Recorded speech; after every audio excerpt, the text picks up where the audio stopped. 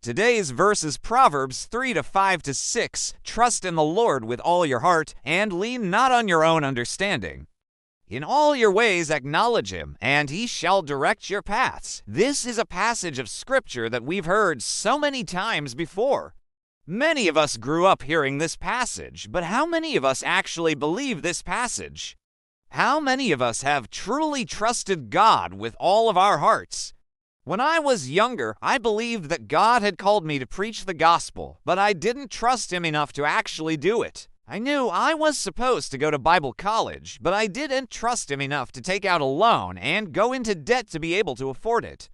I felt like God was telling me to drop everything, go full-time into ministry, but I didn't trust him enough to quit my job and put all my faith in him. I knew I was supposed to move to another country, but I couldn't bring myself to trust him enough to book the ticket and take the leap of faith.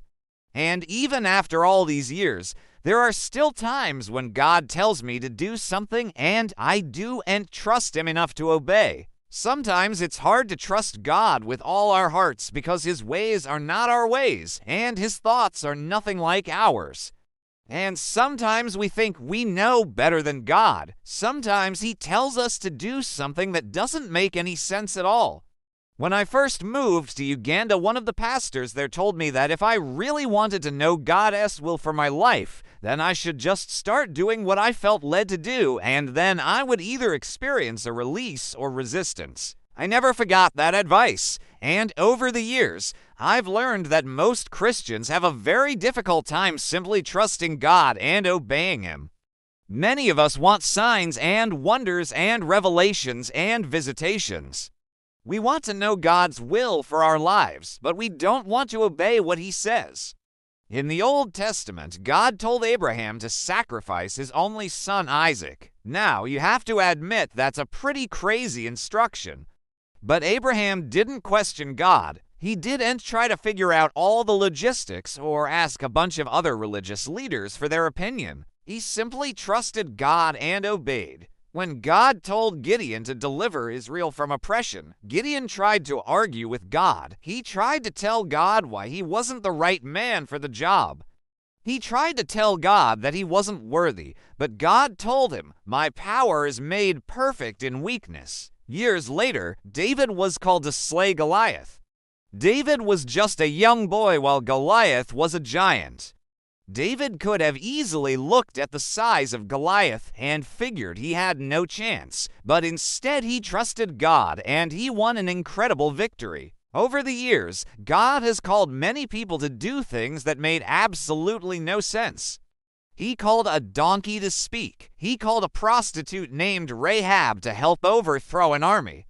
He called a stammerer named Moses to lead the nation of Israel out of slavery. He called a scared teenager named David to defeat a giant. And he called a fisherman named Peter to leave his boat and follow Jesus. The truth is, God doesn't always call the qualified. He qualifies the called. God doesn't usually call the best. We're actually the worst. You see, God doesn't call us because we have something to offer him. God calls us because he has something to offer us. The problem is that too often we say yes to God with our lips, but no with our actions. We say yes with our words, but no with our works. We say yes with our mouths, but no with our lives. So many of us fail to trust God with all of our hearts because we hold on to something tightly, whether it's our reputation, our comfort, our relationships, our careers, our dreams, our plans, or our futures. So many of us have built our lives around certain expectations, and we can't even imagine what life would look like if those things were taken away. The enemy knows this, and he tries to convince us that we need those things in order to do what God has called us to do. The enemy knows that if you can get us to focus on our limitations, our fears, or our circumstances, then we'll never step out in faith and do what God has called us to do. Some of you have been waiting for a long time for God to open a door, but he hasn't opened that door yet because he wants you to walk through another door that you haven't even seen. Some of you have been focused on a particular person, a particular place, a particular job, a particular dream, a particular future, but God is trying to lead you to something else. He wants you to pursue something else, but you haven't even seen it yet. In fact, you may not even realize that it's there. If you really want to trust God with all your heart, you have to stop leaning on your own understanding. A lot of us have spent a lot of time planning our lives and figuring out exactly how things are going to happen.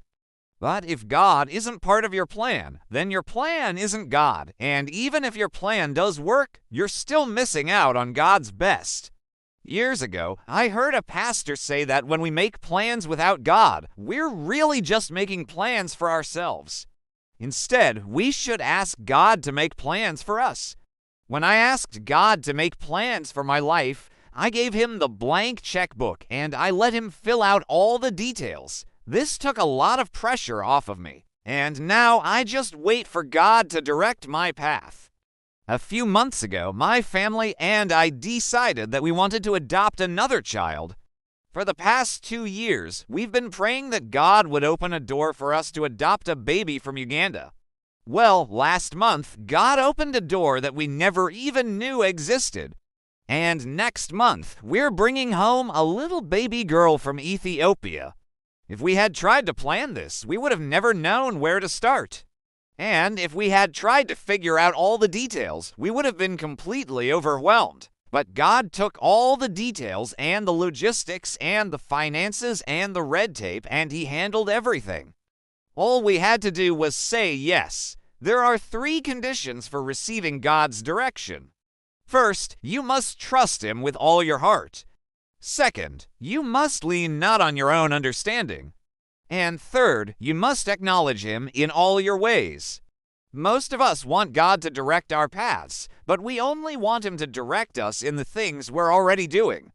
We want God to approve of the things we're already doing, but we don't want to change anything. If you really want God to direct your paths, then you have to acknowledge him in all your ways.